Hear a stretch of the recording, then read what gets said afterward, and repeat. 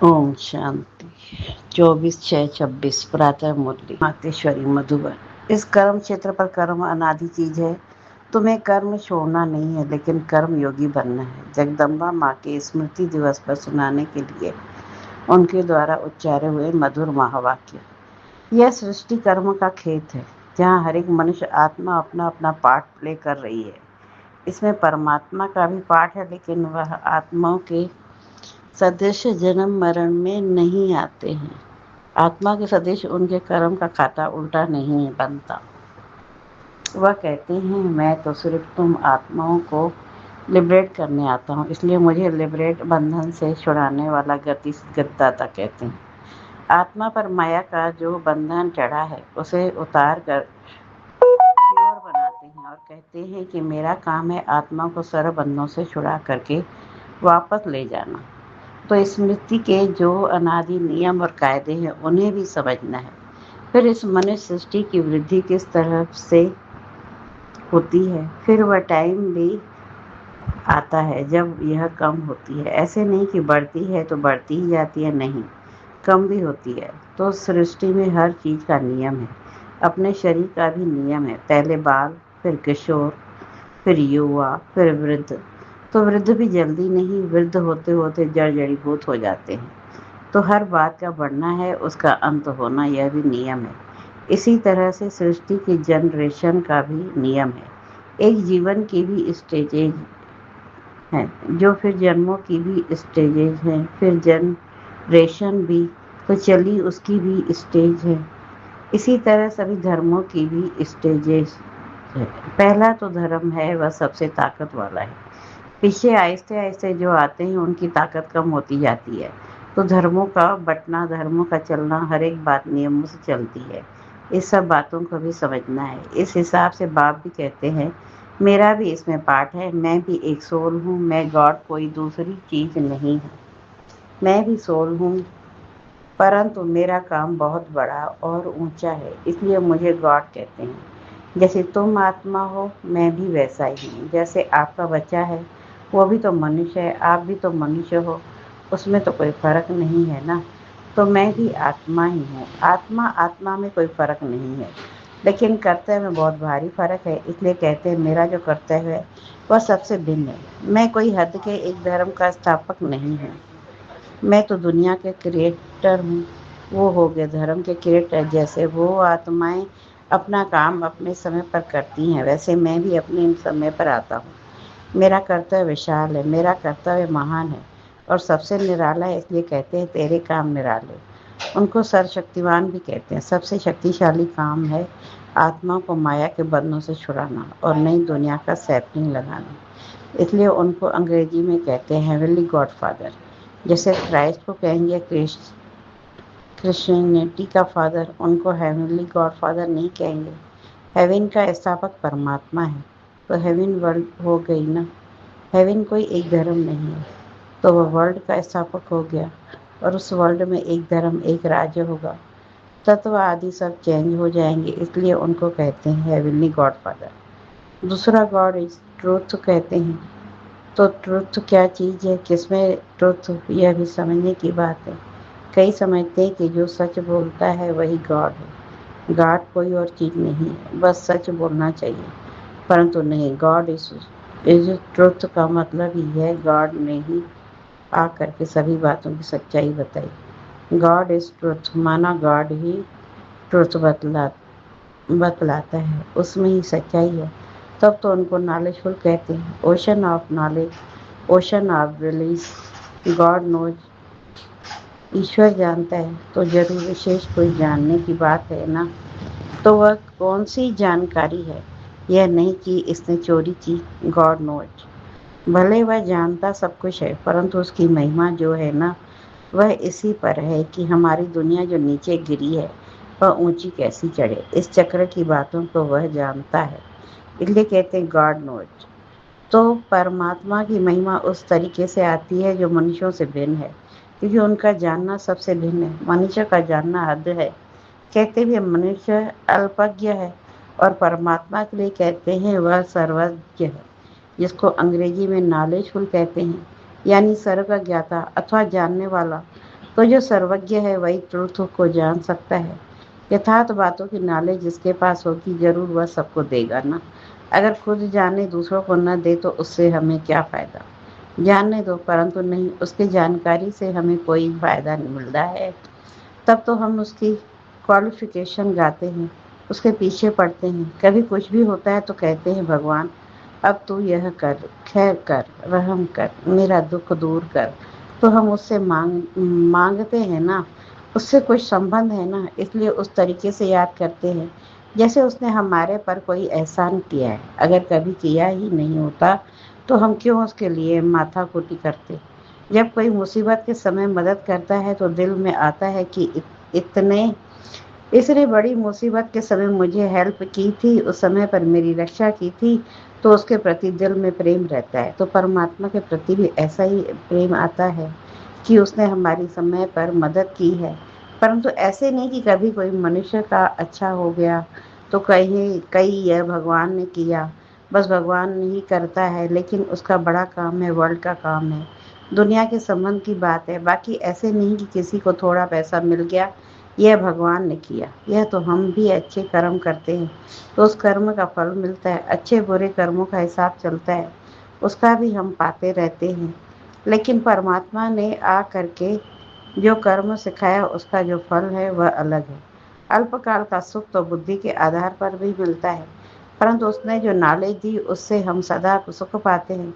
तो परमात्मा का काम भिन्न हो गया ना।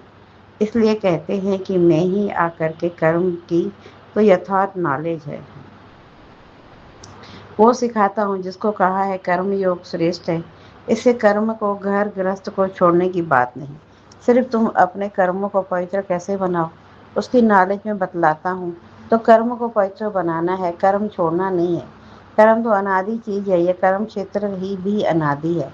मनुष्य है तो कर्म भी है, उस परंतु उस कर्म को तुम श्रेष्ठ कैसे बनाओ वह आकर के सिखाता हूँ, जिससे फिर तुम्हारे कर्म का खाता अकर्म रहता है। अकर्म का मतलब है कोई बुरा खाता नहीं बनता है। बाप कहते हैं मैं इस छोटे से संगम युग में तुम्हारे देश इसका कामकोरियल दुनिया में तुम्हारे लिए ही आता हूँ। तो कम से कम जितना टाइम है उतना टाइम तो कुछ हमारा ख्याल करो।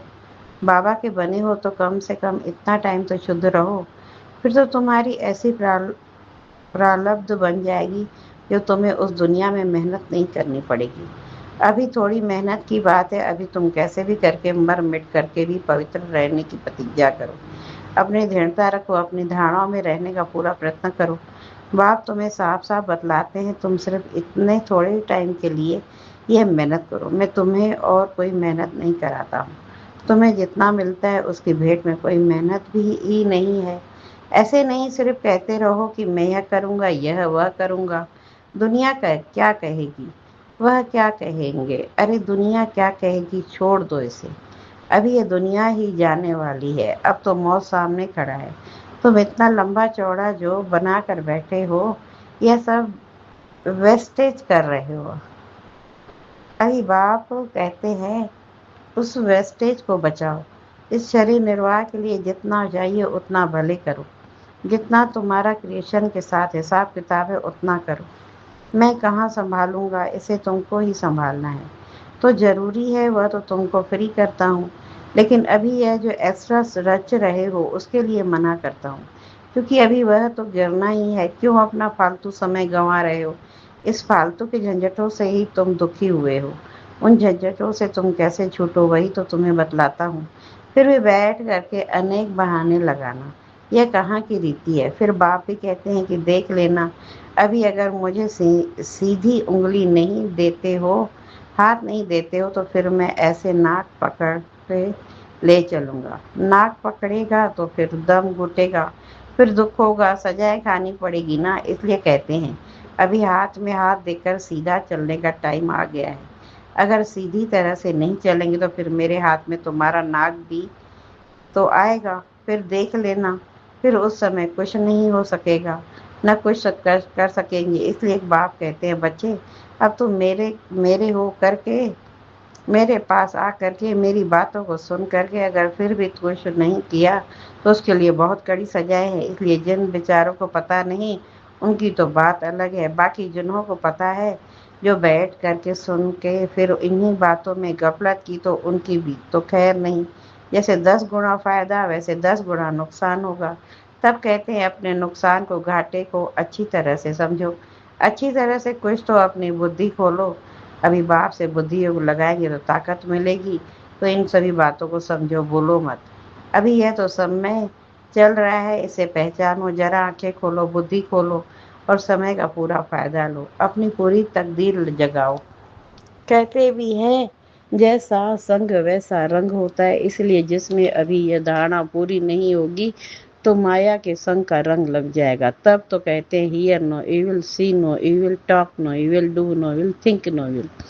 कई ऐसे इविल्स हैं जो जहां भी कईयों को छोड़ते नहीं हैं, फिर एक दो के संग दोष में आ जाते हैं। तो कैसे ऐसे संग दोष से तो बचे रहो। ऐसे मत समझो कि संतोष बाहर है, यहाँ नहीं। नहीं, यहाँ भी वह घूमते रहते हैं, क्योंकि उनका राज्य है ना। इसलिए बाप कहते हैं, अच्छी तरह से कवच पहन कर रहो। कवच होगा तो उसकी गोली लगेगी नहीं। योग का ही कवच है, ज्ञान की तलवार है। इन सभी अस्त्र शस्त्रों को अपने पास अच्छी तरह से संभाल के रखो। कहते भी है, जो करता है वह पाता है। यह तो भविष्य प्रारब्ध बनाने की बातें हैं। यहाँ तो प्रारब्ध नहीं भोगनी है। यहाँ तो कोई गुरु बन करके नहीं बैठना है। इसमें कोई मिस अंडरस्टैंड न करे, इसलिए यह सब समझाया जाता है। तो यह सब बातें ध्यान में रख करके अपने को सेफ रखना है। यहाँ कोई खर्च आदि की बात नहीं होनी चाहिए। अभी यह सब खर्चा दूसरों के कल्याणार्थ की ही यूज करना है। एक एक पाई भी सब इसी कार्य में लगाना है। अच्छा, ऐसे बाप दादा और माँ के मीठे मीठे बहुत अच्छे खबरदार रहने वाले बच्चों को प्रति याद प्यार और गुड मॉर्निंग। अच्छा, हम बच्चों की भी बाप दादा को याद प्यार और गुड मॉर्निंग, नमस्ते नमस्ते नमस्ते। शुक्रिया बाबा, शुक्रिया शुक्रिया आपका बहुत बहुत।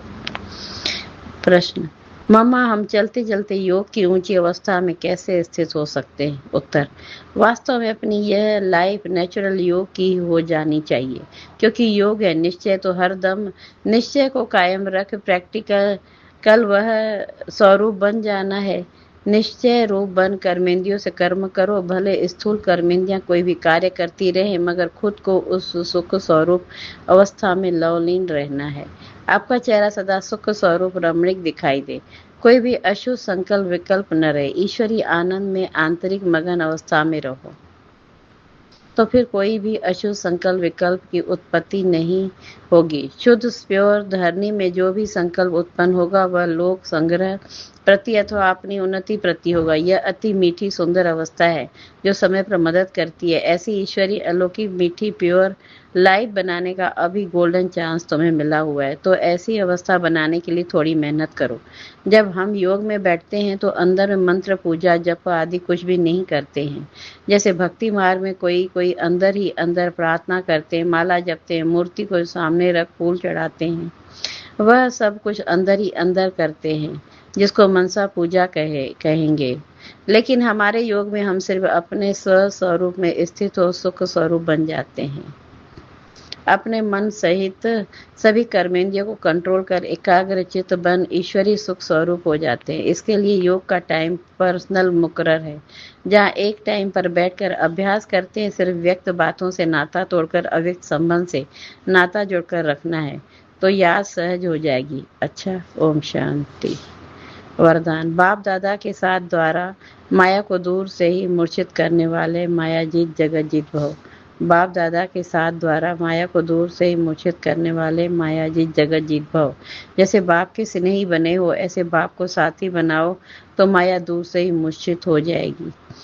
शुरू का जो फायदा है, तुम ही से खाऊं, तुम ही से बैठूं, तुम ही से रूप जुड़ जाऊं, इसी वायदे प्रमाण सारी दिनचर्या में हर कार्य बाप के साथ करो, तो माया डिस्टर्ब कर नहीं सकती। उसका डिस्ट्रैक्शन हो जाएगा। तो साथी को सदा साथ रखो। साथ की शक्ति सेवा मिलन में मगन रहने से माया जीत जगत जीत बन जाएंगे। स्लोगन, अपनी ऊंची प्रवृत्ति से परिस्थिति को चेंज करो। यह व्यक्ति सारे सदा हर्षित रहने के लिए अपनी नेचर को सरल बनाओ, सहनशील बनो। अव्यक्त स्थिति रूपी दर्पण को साफ और स्पष्ट करने के लिए सरलता, शिष्टता, सहनशील, इन तीनों बातों पर ध्यान दो। अगर तीनों में से एक भी बात की कमी है तो दर्पण पर भी कमी का दाग दिखाई पड़ेगा। इसलिए जो भी कार्य करते हो उसमें साधारण दिखाई न दे, साधारणतापन को श्रेष्ठता में बदली करो। हर कार्य में सहनशीलता और वाणी में सरलता को धारण करो, तब सर्विस में सफलता दिखाई देगी। ओम शांति। शुक्रिया बाबा, शुक्रिया आपका।